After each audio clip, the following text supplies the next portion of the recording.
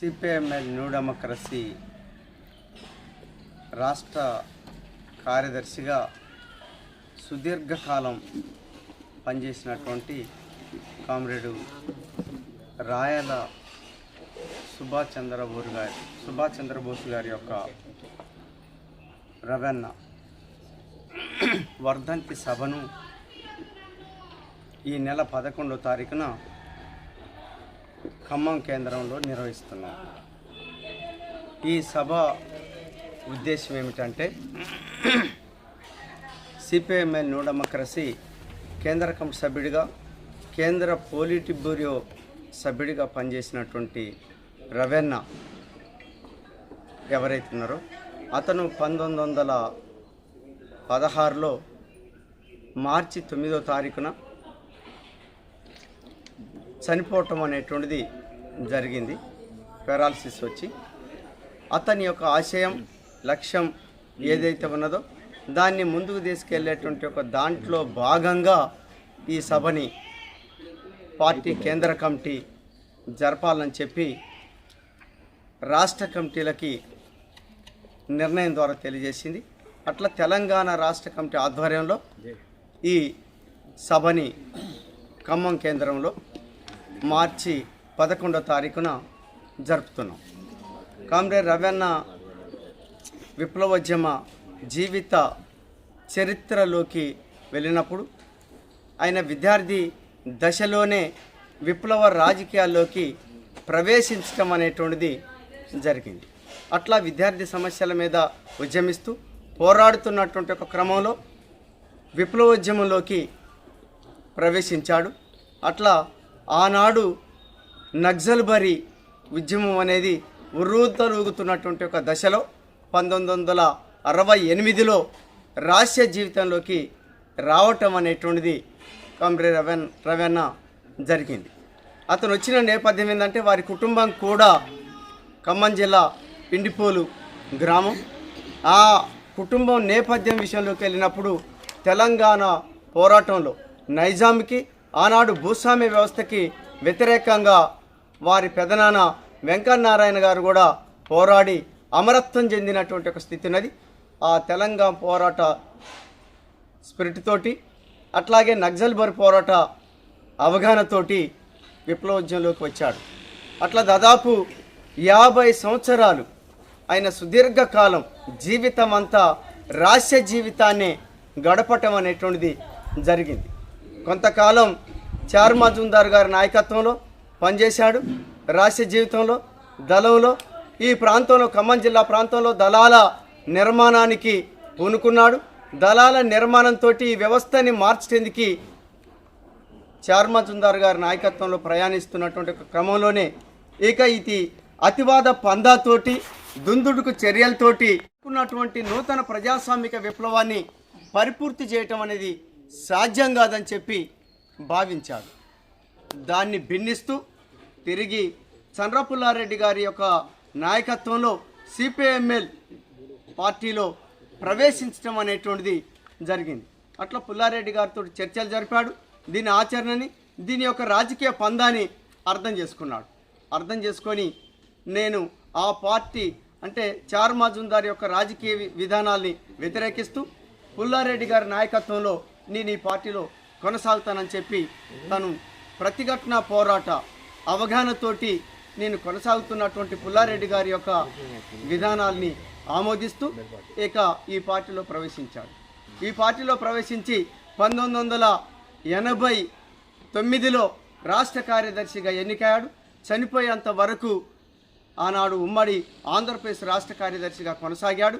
తిరిగి తెలంగాణ రాష్ట్ర కార్యదర్శి కూడా విడిపోయిన తర్వాత కొనసాగినటువంటి ఒక పరిస్థితి అనేటువంటి ఉంది.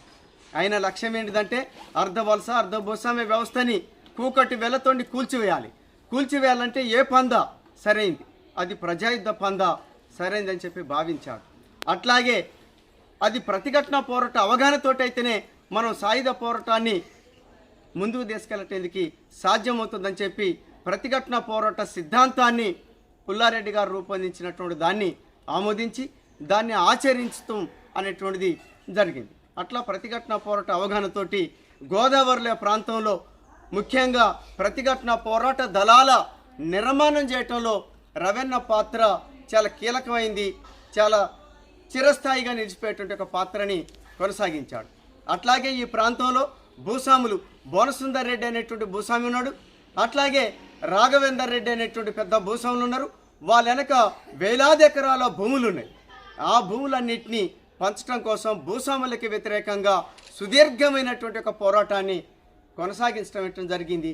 వేలాది ఎకరాల భూస్వాముల భూముల్ని కూడా కామ్రేడ్ రవెన్న నాయకత్వంలో పంపకం చేయటం కూడా జరిగింది. అట్లా భూస్వాముల భూములు పంపకమే కాకుండా ఏజెన్సీ ప్రాంతంలో వెనకబడ్డటువంటి ఆదివాసీ గిరిజనులు ఎవరైతే ఉన్నారో వాళ్ళతోటి పాటు ఆదివాసేతర గిరిజనులైనటువంటి పేదలు ఎవరైతే ఉన్నారో వాళ్ళందరికీ భూమి కావాలి. ఆ భూమి అనేటువంటిది ప్రభుత్వం కింద అడవి భూమిగా ఉన్నది. ఆ అడవులన్నింటినీ నరికించి దాదాపు 10 లక్షల ఎకరాల పోడు భూముల్ని ఈ రాజ్యానికి ప్రభుత్వానికి వ్యతిరేకంగా పోరాడి ఆ భూముల్ని సాధించడం జరిగింది. సాధించడమే కాకుండా ఆ భూముల్ని టీఆర్ఎస్ ప్రభుత్వం తిరిగి హరితారం పేరుతోటి ఆక్రమించడానికి పూనుకున్నది. అట్లాంటి ఒక టైంలో కామ్రేడ్ రవెన్న ఇచ్చినటువంటి ఒక రాజకీయ చైతన్యం అవగాహనతోటి ప్రజా ప్రతిఘటన చేసి భూముల్ని రాజ్యం నుంచి కాపాడటం అనేటువంటిది జరిగింది. అట్లా దాన్ని విశ్లేషిస్తున్నటువంటి ఆ కార్యక్రమాన్ని ఎట్లా ముందుకు తీసుకెళ్ళాలి, భూముల్ని రక్షించుకోవటం కోసం అని చెప్పి విశ్లేషిస్తున్నటువంటి ఒక దశలో కామ్రేడు రవెన్న దాన్ని సమీక్షిస్తున్నటువంటి రోజునే రాష్ట్ర కమిటీ సమావేశంలో పెరాలసిస్ వచ్చి బ్రెయిన్ స్ట్రోక్ తోటి హాస్పిటల్ తరలిస్తున్నటువంటి సమయంలో చనిపోయాడు. కామ్రేడ్ రవెన్న నాయకత్వంలో విద్య సమస్యని, వైద్య సమస్యని, రైతాంగ సమస్యల్ని, అనేకమైనటువంటి ఒక సమస్యల్ని ఉద్యమాలు చేసి సిపిఎంఎల్ న్యూ డెమోక్రసీ ఆధ్వర్యంలో సాధించుకోవటం అనేటువంటిది, ఫలితాల్ని పొందటం అనేటువంటిది జరిగింది. అట్లాగే దేశంలో ఉండేటువంటి విప్లవకారులు విడిపోతున్నారు, విప్లవకారులు విడిపోకుండా ఐక్యం కావాలి అనేటువంటిది తన ఆలోచన. అట్లా మొత్తం విప్లవకారులని ఐక్యం చేయటం కోసం, ఒక తాటి మీదకి తీసుకురావటం కోసం కృషి చేయటం అనేటువంటిది కామ్రేడ్ రవెన్న చేశాడు.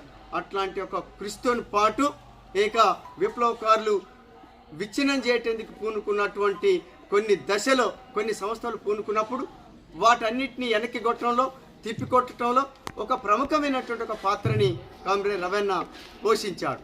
రవెన్న నుంచి మనం ఏదైనా నేర్చుకోవాలంటే భిన్నించినటువంటి ఒక కామ్రేడ్స్ ఎవరైతే ఉంటారో వాళ్ళతోటి ఎట్లా ఐక్యంగా కలిసిగా పనిచేయాలి.